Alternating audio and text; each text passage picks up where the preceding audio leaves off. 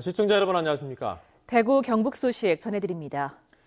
내일 하루는 택시 타기가 어렵겠습니다. 전국 택시 총파업에 맞춰 대구에서도 택시가 운행을 멈춥니다.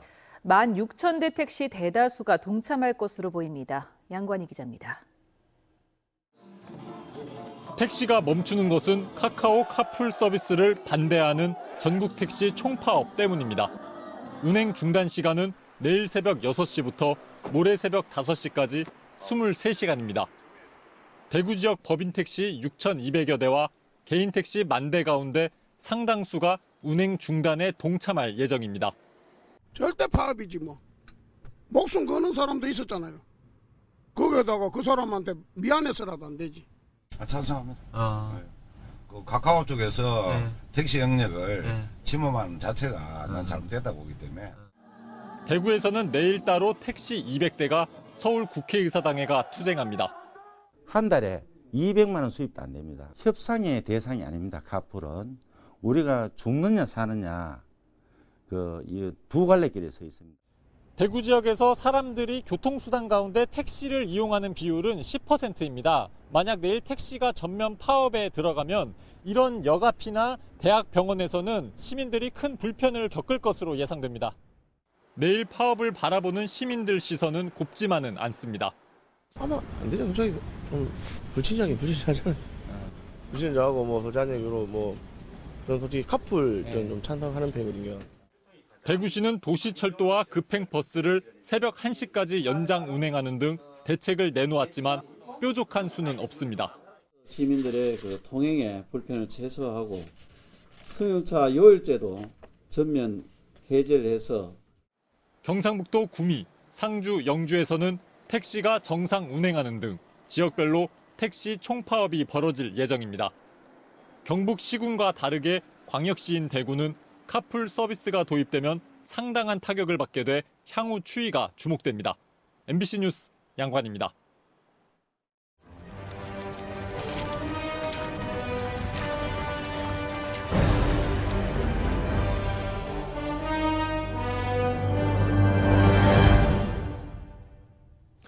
올 한 해를 달궜던 뉴스, 오늘 주제는 구미입니다. 지난 6월 지방선거에서 구미에는 이변이 일어났습니다. 박정희 전 대통령의 고향이면서 보수 텃밭인 구미에서 민주당 시장이 탄생한 겁니다.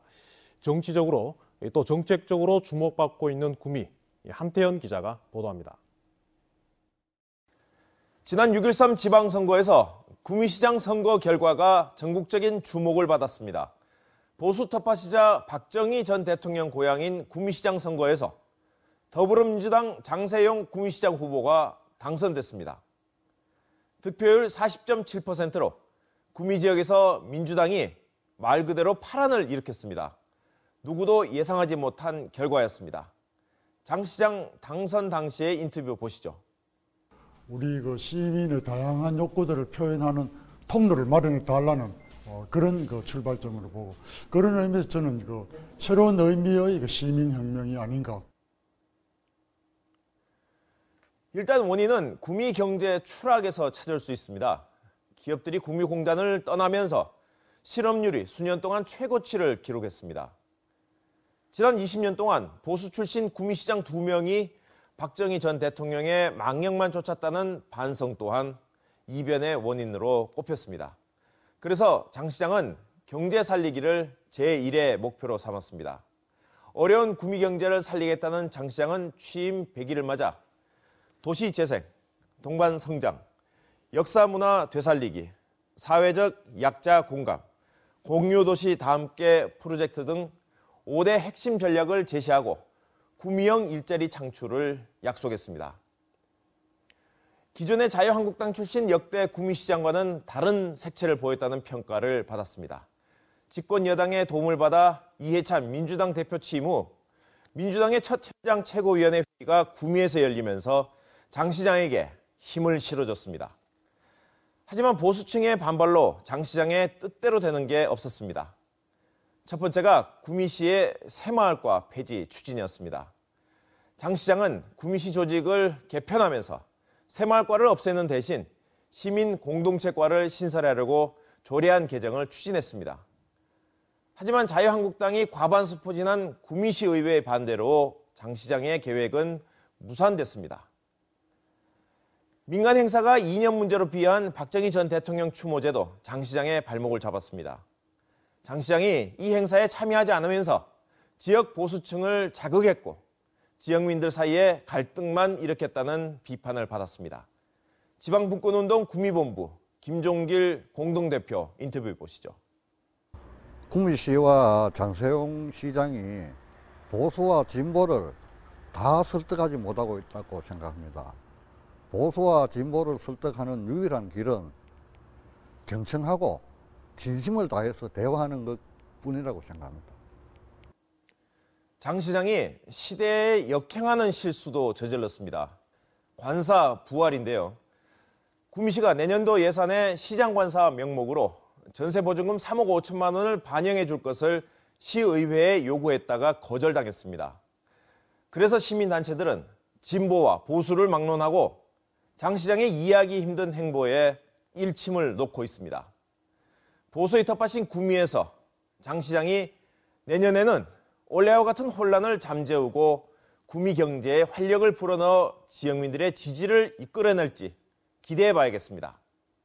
MBC 뉴스 한태현입니다. 천주교 대구대교구 수장인 조환길 대주교가 대리인을 내세워 개인 장애인 시설을 설립했고 이곳에 많은 기부금과 후원금이 몰렸다는 의혹을 전해드렸습니다. 여기에 조환길 대주교가 처음부터 설립에 관여했다는 정황까지 나와 논란은 더욱 커지고 있습니다. 보도에 신병철 기자입니다. 조환길 대주교가 대리인을 내세워 설립한 것으로 의심받는 포항시 북구 송남면의 중증 장애인 시설입니다. 10여 명이 생활하는 장애인 시설로는 규모가 매우 큽니다. 장애인 시설이라기보다는 교회 시설로 착각할 정도입니다.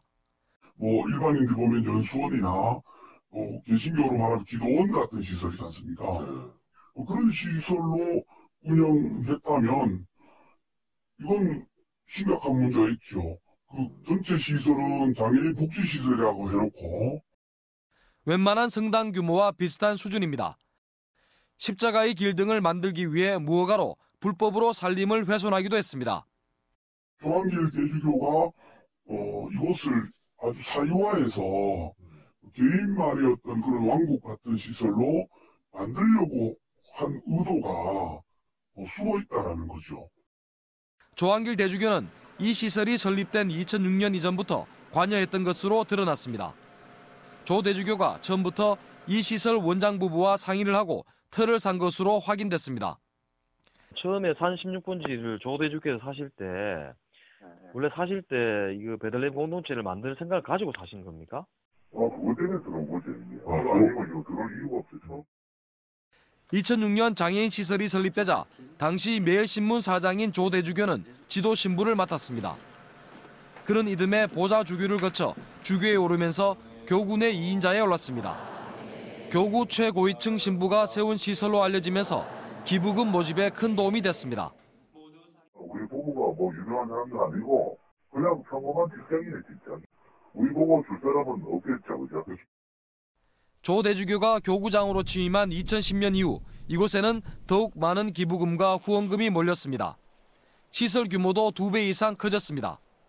대주교님 관여하시고 하고 또 좋은 일을 하시고 하니까 그러니까 기부 규모도 좀 크고 그런 게 아니겠나 이렇게 생각이 들더라고요. 네, 그렇겠죠. 아무래도 그 영향이 크겠죠. 원로 신부들은 교구 쇄신을 요구하는 편지에서 작은 장애인 시설에 헌금이 몰린 것은 지위를 이용한 부당한 금전 수수라는 비난을 들을까 염려된다고 지적했습니다. 조환길 대주교는 2003년쯤 장애인을 위해 헌신하려는 원장 부부의 뜻을 높이사 적절한 시기에 교구로 돌려주는 조건으로 땅을 제공했고 지금은 교구로 넘어갔다고 해명했습니다. 조환길 대주교는 대구가톨릭대학교를 비롯한 270여 사업장을 운영하고 있는 천주교 대구대교구의 수장으로서 절대적인 권력을 지니고 있습니다. 이 때문에 조 대주교의 해명에도 불구하고 부적절한 처신이 아니냐는 논란은 좀처럼 가시지 않고 있습니다. MBC 뉴스 신병철입니다. 대구영북기자협회는 대구 MBC가 방송한 천주교 대구대교구의 검은 비리 의혹 집중 보도를 올해의 방송 대상으로 선정했습니다. 신병철 한보 기자가 2년 가까이 취재한 이 보도는 대구시립희망원 폭행치사 의혹과 노예노동, 3억 공제회의 돈 세탁 의혹, 천주교 골프장의 미인가 회원권 운영, 대구가톨릭대와 부속 병원의 수백억 원대 회계 부정 의혹 등을 다뤘습니다.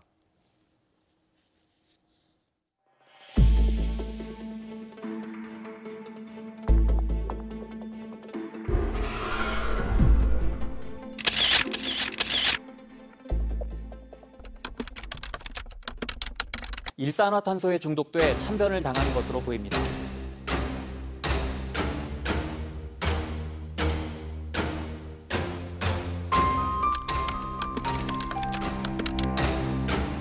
문경경찰서는 국과수의 곽씨 부부의 부검을 의뢰한 결과 일산화탄소 중독사로 추정된다는 27살 김모 씨가 숨진 채 발견된 대구시 달서구 일산화탄소에 중독돼 숨지는 사고가 잇따르고 있습니다. 집단으로 일산화탄소에 중독됐습니다.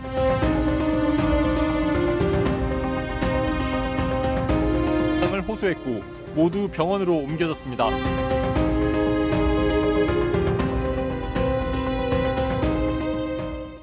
배기통 이탈과 또는 외부의 낙하물에 의해서 배기통이 찌그러지거나 또는 고르름에 의해서 배기통이 탈락되는 경우들이 사고가 많습니다. 보일러와 배기통을 연결하는 틈새 부분 또는 배기통이 나갔을 때에 배가스가 우리 집으로 다시 들어올 수 있는 위치에 설치가 되어 있는지 안 되어 있는지 여부를 확인하시고